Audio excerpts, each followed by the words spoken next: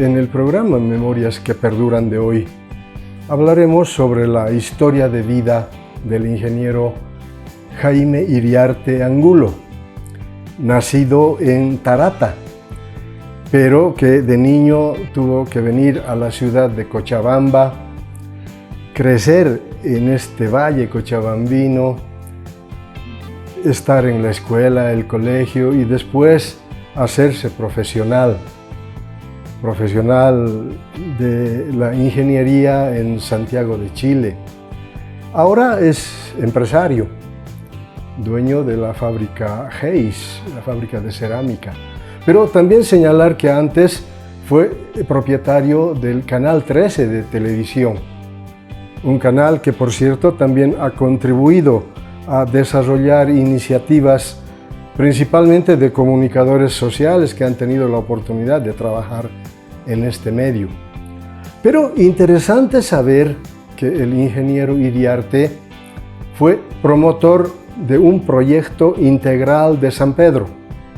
Este proyecto, en una primera etapa, contemplaba la construcción del Cristo de la Concordia, trabajo que fue desarrollado en el tiempo con aporte inicial de su trabajo intelectual, su trabajo económico, pero interesante saber que este proyecto integral no ha sido concluido y que hay etapas que han quedado por hacer de aquí hacia el futuro. Con el ingeniero Iriarte estaremos hablando de algunas de estas características que he señalado. Bueno, ingeniero, quiero darle la cordial bienvenida al programa Memorias que Perduran. Su saludo inicial al público que verá este programa. Pueblo de Cochabamba, un saludo especial. Y hemos hecho por Cochabamba algo que era imposible de hacerlo, como fue el Cristo de la Concordia. Un proyecto de gigantes para un pueblo que se merecía tener el símbolo de Bolivia. Ingeniero, decía en la presentación que usted nació en Tarata. ¿Qué recuerdos tiene de niño de Tarata? Bueno, yo vengo de una familia humilde. Mis padres, como era años atrás, vivían de la agricultura y vivíamos de la agricultura y con alguna visión de futuro, mis padres nos trasladaron a Cochabamba para poder realizar nuestros estudios, primero de primaria, por supuesto, porque yo me vine muy niño de Cochabamba, de Tarata.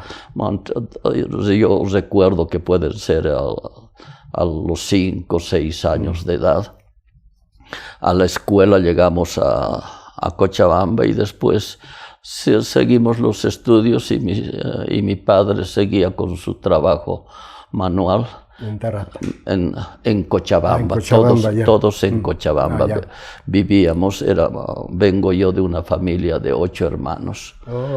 Yo soy el 5º hijo de la familia. O sea, costó bastante salir adelante, pero salimos y lo logramos.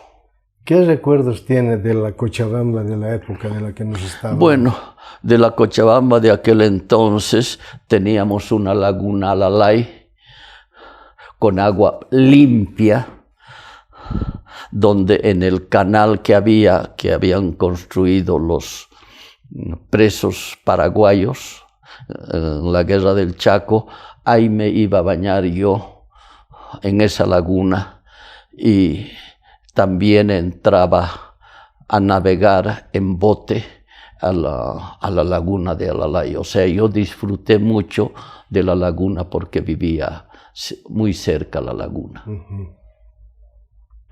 Ahora, ¿cómo es que decide luego ir a estudiar ingeniería a Chile? Bueno, fue la Universidad de La Paz la que, cuando yo estaba cursando estudiando allá. En San Andrés. Sí, dice, usted tiene que ir a Santiago de Chile a terminar su carrera. Y me consiguieron una beca de la Fundación Simón y Patiño, una beca de la Universidad de Santiago y una beca del gobierno boliviano.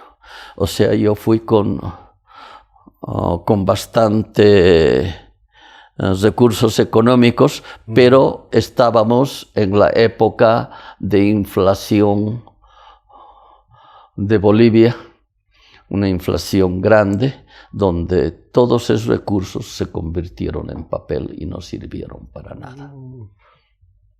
Y terminé la universidad, es verdad, pero con bastante dificultad económica, y al final tenía que trabajar para poder completar mis gastos mensuales. De modo que trabajó en Chile. Yo trabajé en Chile. Después de terminar también la carrera, yo trabajé 15 años en la Empresa Nacional de Electricidad de Chile. Soy uno de los ex expertos en centrales hidroeléctricas de Chile. Intervine yo en varias empresas hidroeléctricas de Chile, dentro del campo de mi especialidad de la ingeniería eléctrica. Allá es donde yo hice mi economía, y cuando se presentó la necesidad de respaldarlos económicamente a mis hermanos, me trasladé a Bolivia, trayendo mis ahorros de Chile, y me instalé en Bolivia con lo que se llegó a llamar la empresa de FEMPO. La primera empresa que tuve en Bolivia fue FEMPO, era la fábrica de enlosados y porcelana. El presidente René Barrientos, amigo de la familia, había ofrecido un crédito para poder instalar la fábrica de sanitarios con el cabolín de Isata, que decía él, lo cual no pudo hacerse efectivo porque las condiciones del crédito no favorecían a mi modo de ser personal. Entonces descartó eso y proseguí yo el proyecto. Ya estaba en Bolivia, y la necesidad de dar trabajo a mis hermanos, a mi familia, me impulsó a realizar los muebles metálicos, que son esos que todavía tengo aquí. Amoblé todo Bolivia con muebles metálicos para oficina. Trabajé por 25 años estos muebles. Después de los 25 años, en forma paralela, fui armando la fábrica de garrafas, FEMPO también. La fábrica de garrafas se llamó Sina. Y había en el canal, alguien me recordaba hace poco, donde decía: seguridad en tu cocina, Sina. Fabricamos también durante 25 años garrafas. Antes de la fábrica nuestra, continuamente se producían siniestros de garrafas, explosiones, etc. Fabricamos una garrafa de muy buena calidad, se acabaron los siniestros. Hasta el día de hoy ya han vencido su plazo de vida las garrafas. Afortunadamente no hemos tenido que lamentar ninguna de esas desgracias. Han sido garrafas que hemos cuidado mucho la calidad, y han terminado bien las garrafas. Después de las garrafas viene la instalación de la fábrica de sanitarios. O sea, ha sido la primera fábrica de garrafas de Bolivia, lo he hecho yo. He hecho la primera fábrica de muebles de oficina, lo he hecho yo. Ahora ya hacen. Claro. O sea, la función de uno es abrirle los ojos a la gente. Otros, claro. Así se puede hacer y sigan haciendo. Yo voy a ir a otro rubro. Así ha sido con los muebles metálicos, así ha sido con las garrafas. Después he entrado a hacer la primera fábrica de sanitarios, de porcelana sanitaria de Bolivia. Una tecnología muy difícil, pero no imposible. Ahí hemos logrado hacer la primera fábrica de sanitarios también de Bolivia. Y cuando estaba fabricando garrafas, cuando iba a iniciar a fabricar garrafas, ahí se produce el proyecto del Cristo de la Concordia. Le dedicamos tiempo y economía a eso y lo logramos. Ahora, el Cristo de la Concordia, ¿cuál fue la idea? A Mario Moscoso, para no equivocarme, a Mario Moscoso lo envío a Río de Janeiro a sacar información sobre el Cristo del Corcovado. Qué altura tenía, cuáles eran las características, etcétera, etcétera. Viene Mario Moscoso con información errada y dice que son 33 metros de imagen.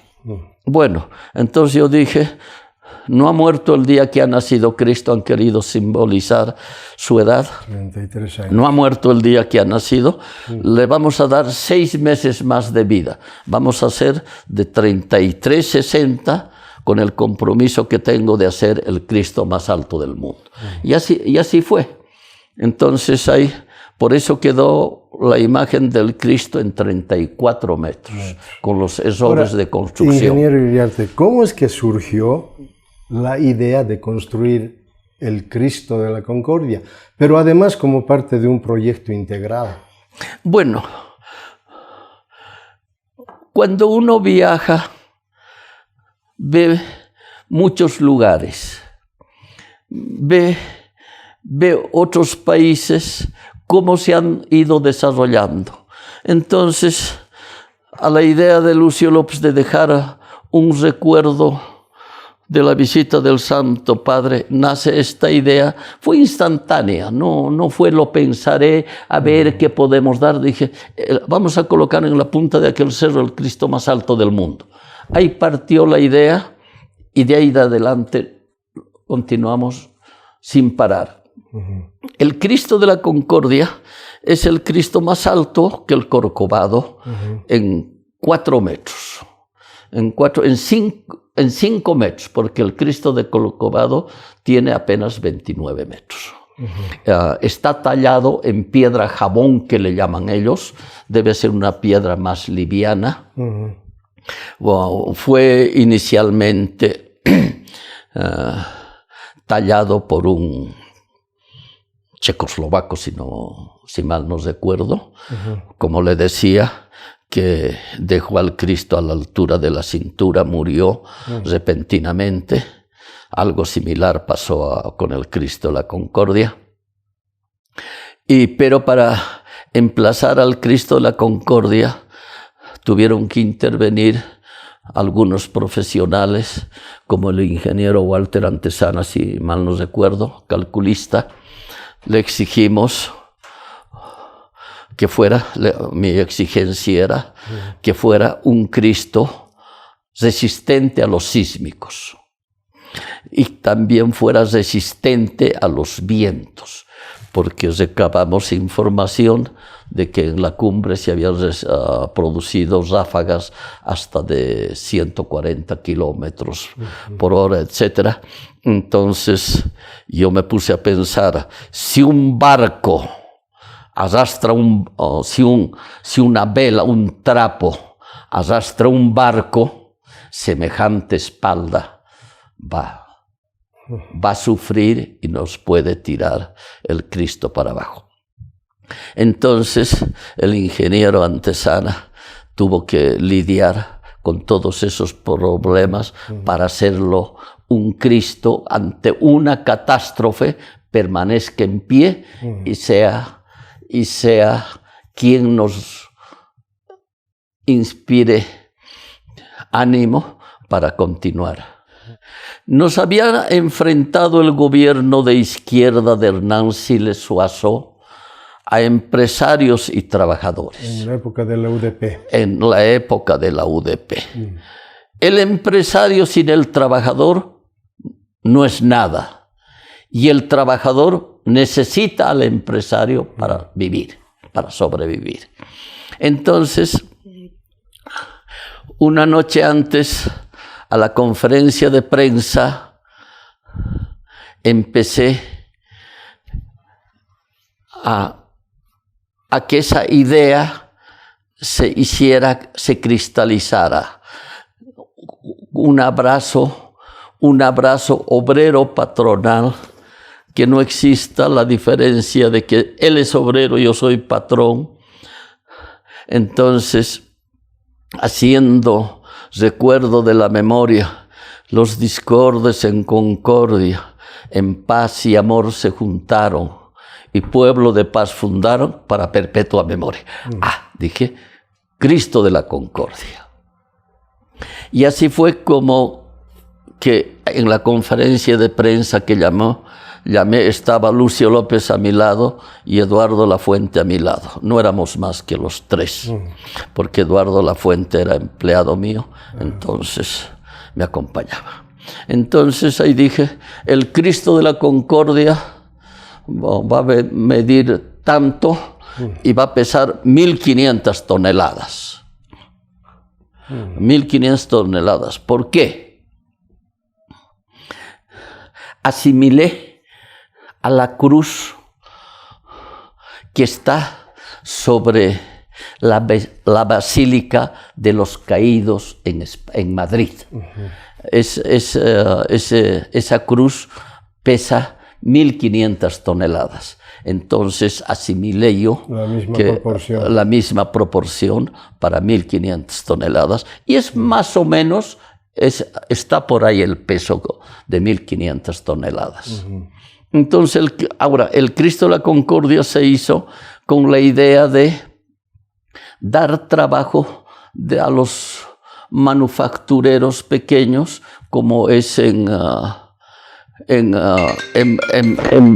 Brasil. Cuando uno sube al Corcovado, está bajando del teleférico y pum, pum, lo fotografían, y cuando se están yendo le muestran o en papel o en un plato, etcétera, etcétera.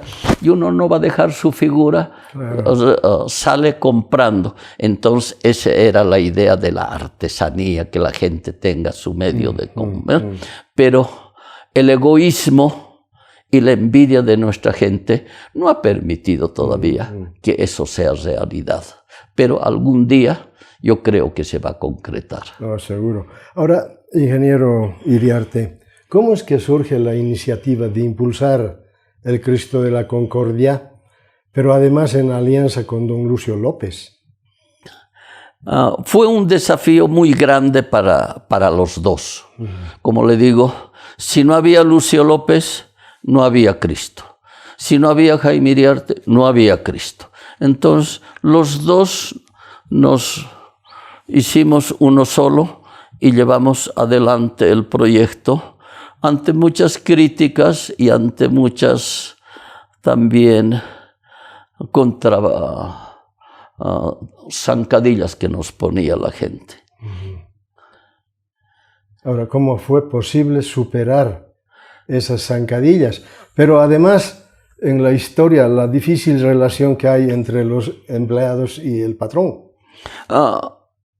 Yo nunca lo he visto al obrero como obrero.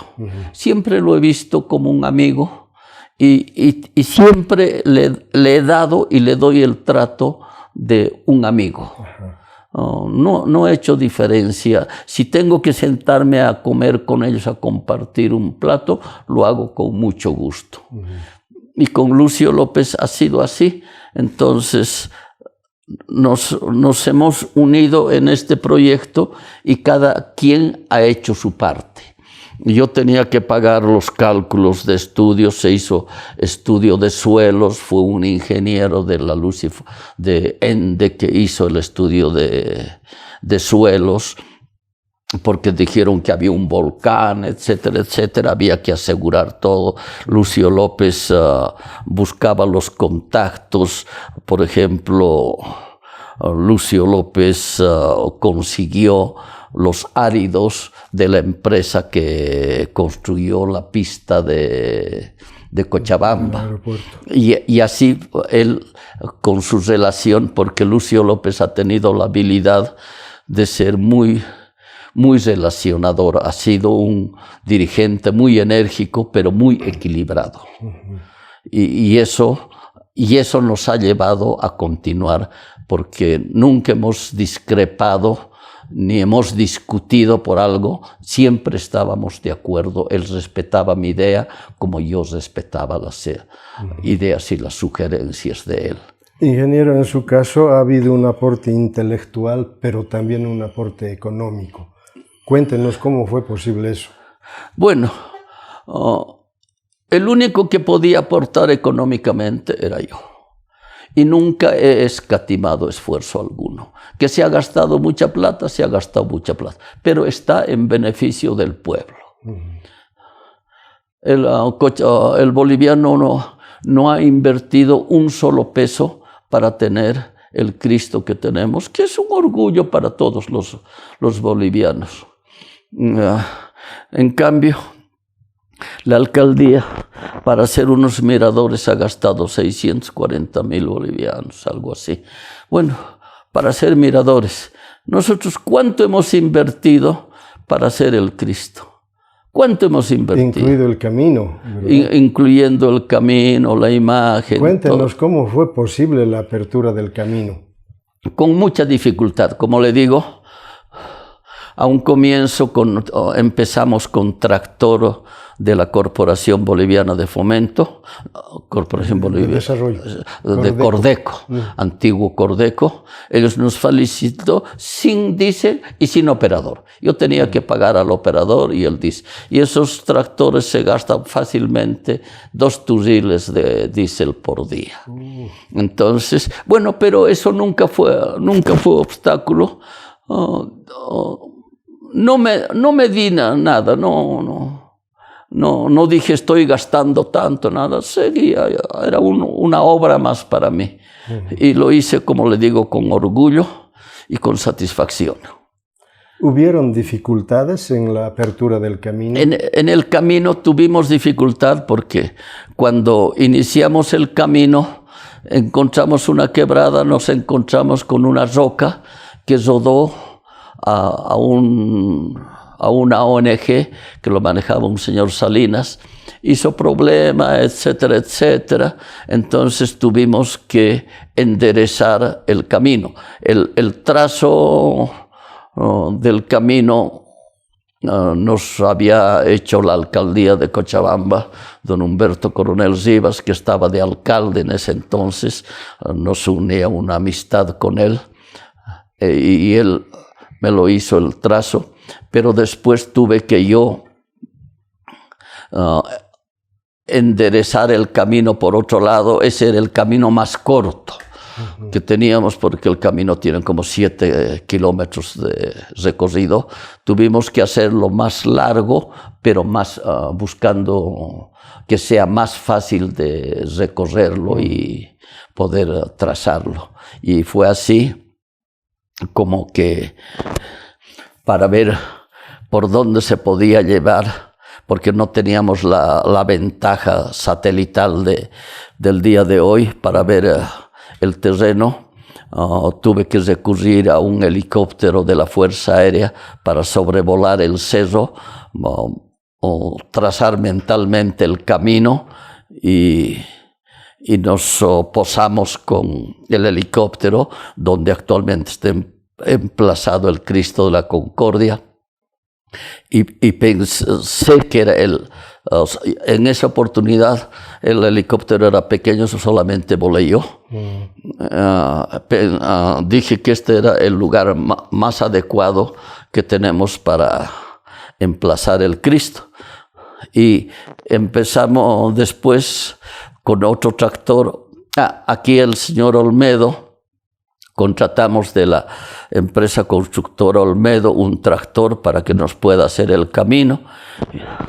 Y a no más de 100 metros de recorrido, una lomeada, como decimos, sin haber hecho corte alguno, me pasó una factura de $15,500 y no quiso bajar a 15,000. Me respondió que eran $15,400. Entonces le hice el cheque de los 15,400 y le pedí que retirara su tractor. Y me vi obligado a comprar un tractor para con ese tractor poder continuar con la apertura del camino hasta llegar a la cima del cerro. Cuando llegamos a la cima del cerro, para hacer conocer al pueblo, como quien dice, hemos llegado aquí, largamos juegos artificiales desde el lugar donde está emplazado el Cristo, y en esa oportunidad estaban interviniendo ya Lucio López, Eduardo Lafuente y la arquitecta Tatiana Urquieta o Urquizo, no recuerdo bien el nombre, pero la arquitecta Tatiana, lanzamos cohetes, hicimos juegos pirotécnicos ahí, y ahí empezamos a iniciar la construcción del Cristo de la Concordia. Como le digo, los materiales al principio compramos hasta conseguir que nos regalaran los que hicieron los áridos, los que hicieron la pista de Cochabamba. Compré una volqueta para llevar agua todos los días, había que subir al personal también, etc. Fue difícil, pero no imposible, y ahí se logró. Pero, ingeniero, decíamos que era un proyecto más integral. ¿Qué pasó con las otras ideas? Bueno, cuando nació la idea de hacer el Cristo, también nació la idea de hacer un proyecto integral, integrar la laguna, el cerro, y para hacer un paseo dominical para la gente de la tercera edad. Yo me ponía en la gente de la tercera edad. El teleférico salía de donde sale ahora. Estaba programado así, a la cima del cerro más atrás en la quebrada, hacer un zoológico de verdad, porque Cochabamba no tiene nada, hacer un buen zoológico como segunda estación del teleférico, y una tercera estación, una playa y un campo de juegos para los niños. La laguna de Alalay integraba este proyecto. Se estimó que había que remover 3 millones de metros cúbicos de lodo y tierra, hasta encontrar tierra limpia, desaguando por el canal de la Serpiente Negra que existe actualmente, ese canal. En la 6 de agosto, ¿no? Está por la 6 de agosto, evidentemente, que está tapado actualmente, pero existe el canal. Había que desaguar. El proyecto consistía en hacer un muro de hormigón ciclópeo a todo el contorno de la laguna, dejando a una altura de 80 centímetros del nivel de la calle, y dejar el agua a un nivel no mayor a 1 metro para que no sea peligroso, pero lograr un espejo de agua para poder usar en botes, etcétera, y hacer un hotel de 5 estrellas en una isla que se iba a hacer al medio de la laguna. Ahora, en ese entonces teníamos agua en el río Rocha. Ahora no hay agua.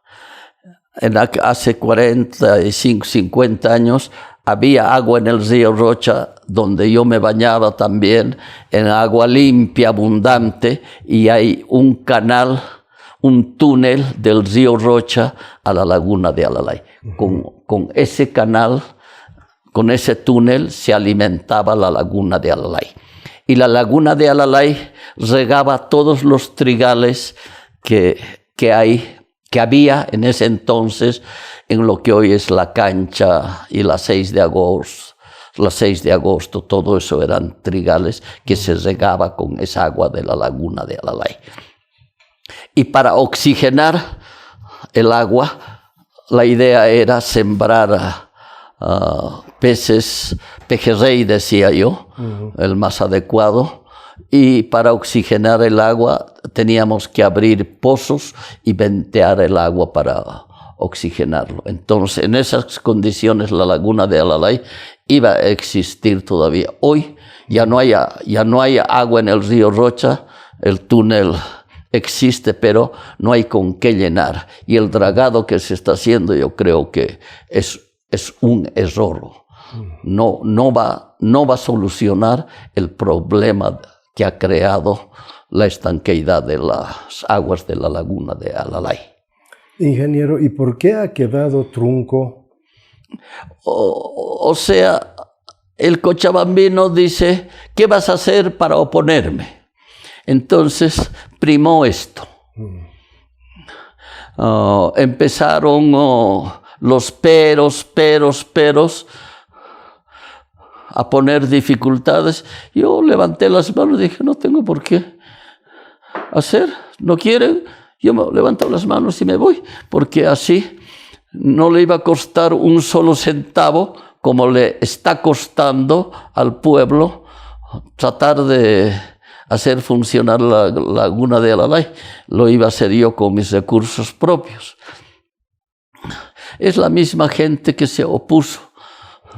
Crearon problemas, entre ellos, vamos a decir, también estaba Moscoso, los que decían, no, que esto haremos, que esto no haremos. Entonces... Ahora, dificultades que hayan habido en la construcción del Cristo de la Concordia. Dificultades diría yo ninguna. No. No ha habido, porque se ha sabido llevar desde un comienzo. Se sabía qué es lo que queríamos. Y entonces no hubo dificultad, ni con el ingeniero calculista, ni con el escultor. No hubo dificultad. Y el arquitecto Moscos lo único que tenía que hacer, supervisar lo que se estaba haciendo dentro del conocimiento de su campo. Y todos trabajamos en armonía, no hubo. Ah, buenísimo. ¿En qué etapa de la construcción del Cristo usted se separa de...? Cuando ya faltaba colocar la cabeza y los brazos. Ya al final me separé, ya, cuando ya se contaminó la comisión con la presencia de gente que había cometido irregularidades ante la ley. Ahora, ¿por qué cuando se habla del Cristo no se dice nada de todo esto que estamos conversando? Es por egoísmo y por envidia de la gente. Nosotros con Lucio López lo logramos, lo que mucha gente no ha podido lograr, ni siquiera de hacerse una casa. Esa es la diferencia. Con Lucio no hubo egoísmo. Él hacía su parte de relacionar, de ir a conseguir el centavo, etcétera, etcétera. Yo ponía el resto. Le cuento más. yo hice la primera telemaratón de Bolivia para recolectar fondos para que me ayudara en el pago de la planilla semanal de los albañiles. Pero lo único que conseguimos fue el aporte de los niños que iban a su clase, su recreo de 50 centavos o 1 peso nos dejaban en la alcancía. Pero no hubo ni un político, ni gente con plata en Bolivia de decir, yo voy a aportar con esta bolsa de cemento. No lo hubo. Pero eso no nos desanimó. Nosotros seguimos adelante, hicimos lo que pudimos y lo logramos. Ahí está el Cristo. ¿Qué falta todavía hacer? Falta. Pero yo ya no tengo las fuerzas para hacerlo. ¿Y qué le falta, ingeniero? Al Cristo. Sí. Completar el proyecto. Completar el proyecto. El integral. Integral. Porque lo que están haciendo en este momento con la laguna de Alalay es un fraude. No soluciona el problema. Y que se me ponga al frente cualquiera que esté en desacuerdo conmigo. Conozco eso, lo estudié y sé de qué se trata. ¿Cuál es el problema? El problema es la sedimentación. Cuando usted draga un río, hace para profundizar, no es para limpiar. Y aquí hay contaminación. No lo va a sacar con dragado, toda la contaminación. Después de un tiempo va a volver el mismo problema, como dice el alcalde. Después de 15 años estamos dragando. O sea, que hemos botado nuestra plata hace 15 años y ahora estamos botando $6 millones de nuevo.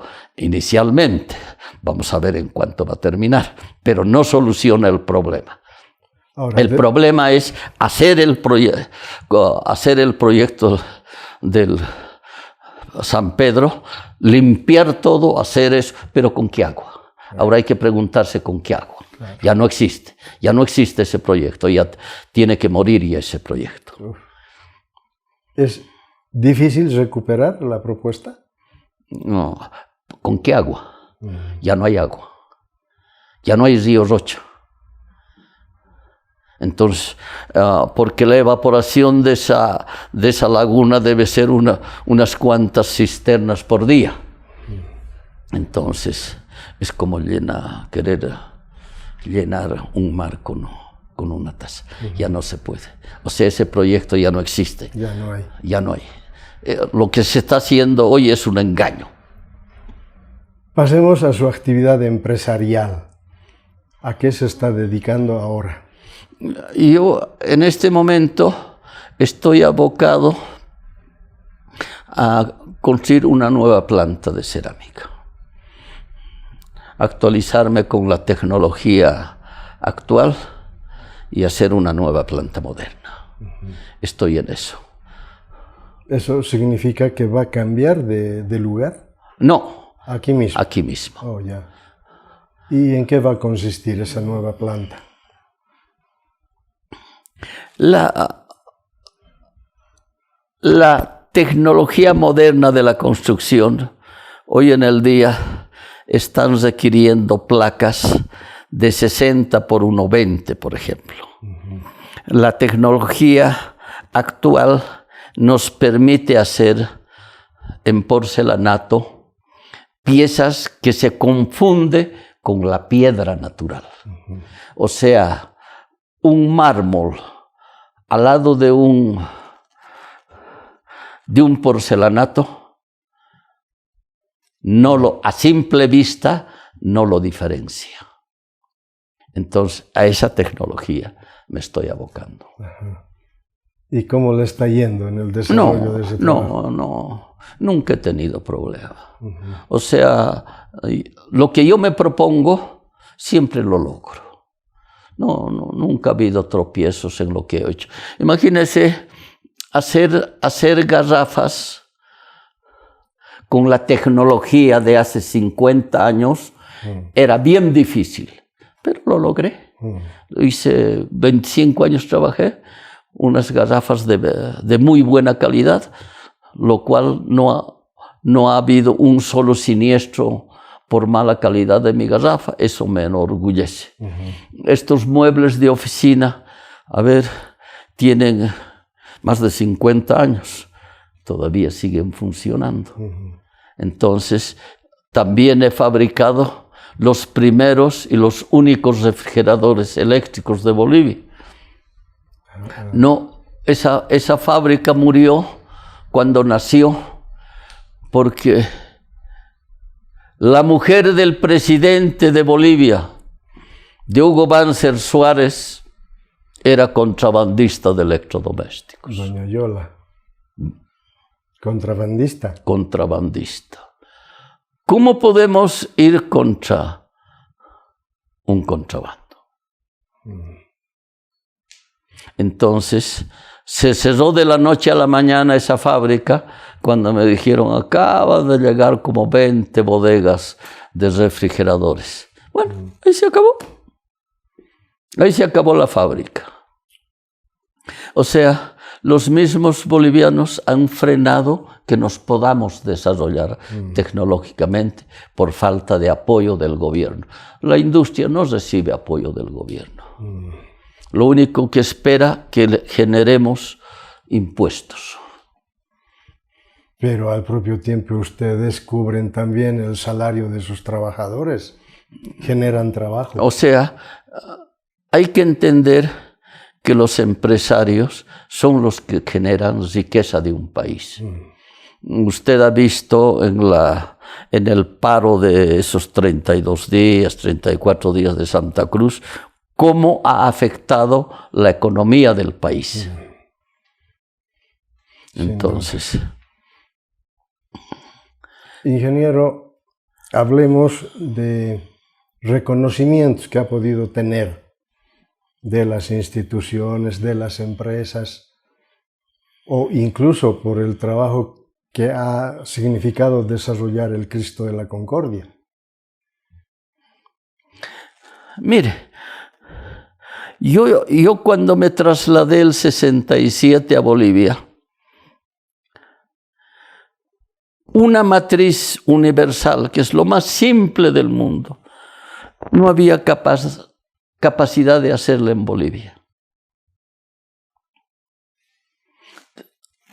Tuve que traer técnicos de Chile para poder desarrollarme yo y me pudieran satisfacer con herramientas que yo necesitaba. O sea, yo he importado mano de obra del exterior. Y el desarrollo metal-mecánica de Bolivia era incipiente cuando yo llegué. Incipiente. Y mi hermano mayor quería fierro enlosado. Se lo enlosé. Hice las primeras cocinas de fierro enlosado a gas de Bolivia. Pero no continué porque la producción de un día de 8 horas me demoré como 6 meses en vender. No era negocio. Entonces, viramos hacia los muebles de oficina. Ahí empezamos.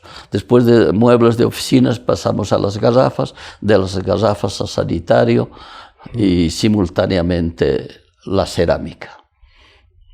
Ingeniero Iriarte, olvidé preguntarle sobre el Canal 13. Al inicio nos había dicho usted que era propietario de ese canal. Cuéntenos, ¿cómo fue que surgió el canal? A ver, en los comienzos de la televisión de Bolivia. Por el 82, 83 más o menos. Sí, por ahí. Estaba en manos de una gente de izquierda el canal. Evidentemente un canal demanda muchos recursos, se endeudaron hasta la pared del frente.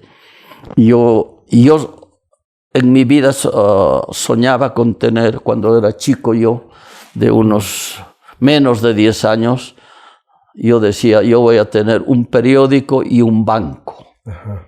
Esa era mi idea.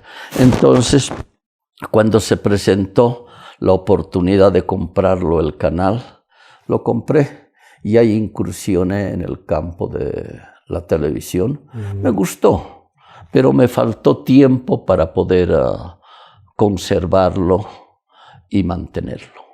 Me gusta la televisión, me gusta la comunicación. Nunca el canal se comprometió con un partido político ni con un presidente. Siempre llevamos a política y le dábamos al César lo que es del César. Pero decía además que el canal fue un instrumento importante y necesario para impulsar la construcción del Cristo de la Concordia. Sin el canal no había Cristo. Porque, a ver, al comienzo se nos opuso un estudiante seminarista, por supuesto mandado por los curas, ¿no? Se opuso y nos bombardeó, lo agarramos con el canal y lo destrozamos al cura, hasta que fue a pedir perdón de rodillas que no iba a hablar más sobre el Cristo. O sea, el canal fue un instrumento de apoyo para lo que es hoy el Cristo de la Concordia. Yo creo que sin el canal no habríamos podido lograr superar las críticas de la gente sobre la construcción del Cristo. Ya luego de tantos años de tener el Cristo, ¿cómo se siente usted de haber impulsado y desarrollado aquella propuesta? Yo creo con la conciencia tranquila. Pero con satisfacción. Eso es lo que le da tranquilidad. No arado en el desierto. O sea, el paso por esta vida ha sido fructífera. He aportado a la industrialización de Bolivia.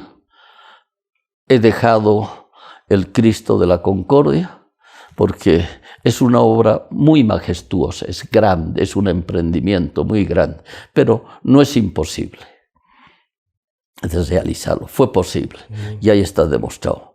Pero, como le digo, tres elementos han significado el Cristo: Lucio López, el canal y yo. Sin los tres no había Cristo.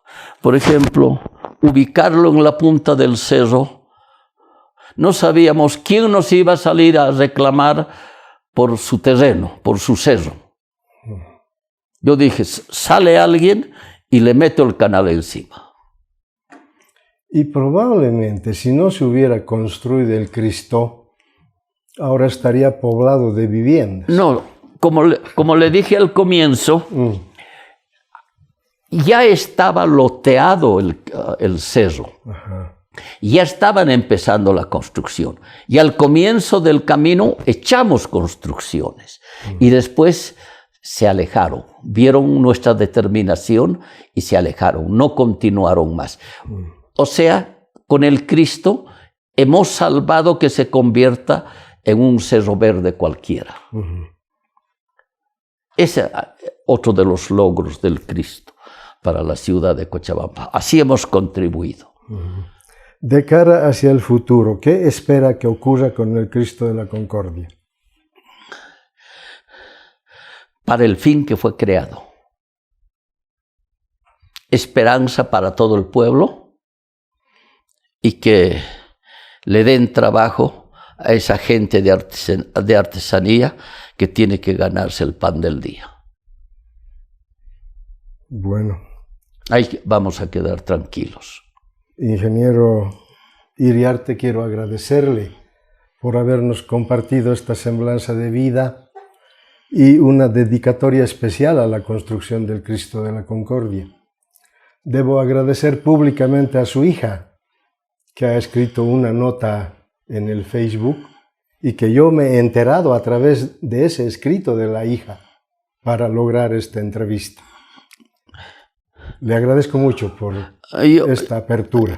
Yo le agradezco porque usted va a volver a recordar lo que es el Cristo para la generación nueva. Imagínense, del 87, estamos hablando casi 50 años, ya la generación nueva no lo sabe. No sabe.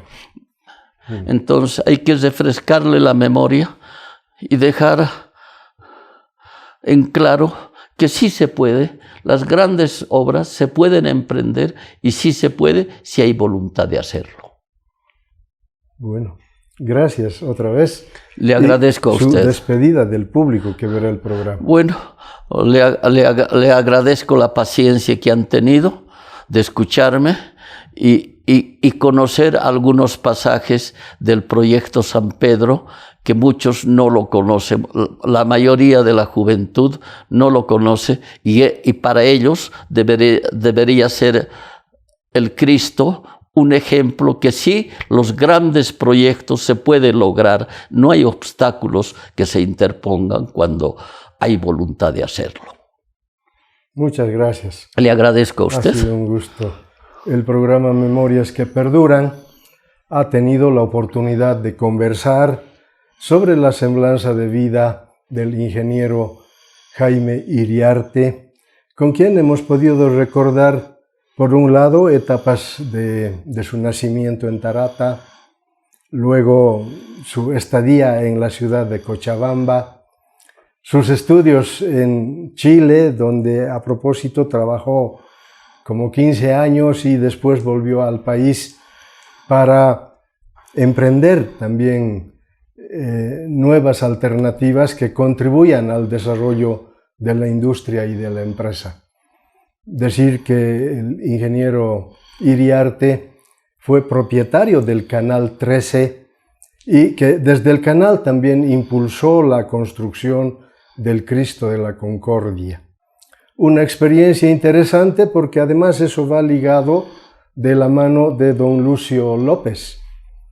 Hicieron una buena dupla y a partir de ahí empezaron a desarrollar una experiencia que finalmente ahora está cristalizado en el Cristo de la Concordia, que se puede visitar todos los días, aunque esa era solo una primera etapa.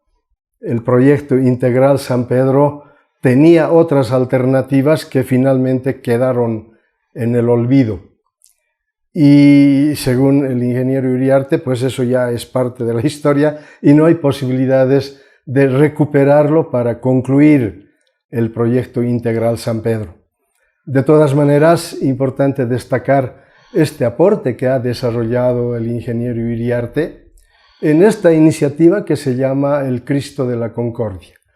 Iniciativa que ahora está al servicio de la población cochabambina, la población boliviana, que acude a aquel espacio para pasar el tiempo y para mirar la ciudad de Cochabamba desde las alturas. Ha sido grato estar con ustedes. Hasta pronto.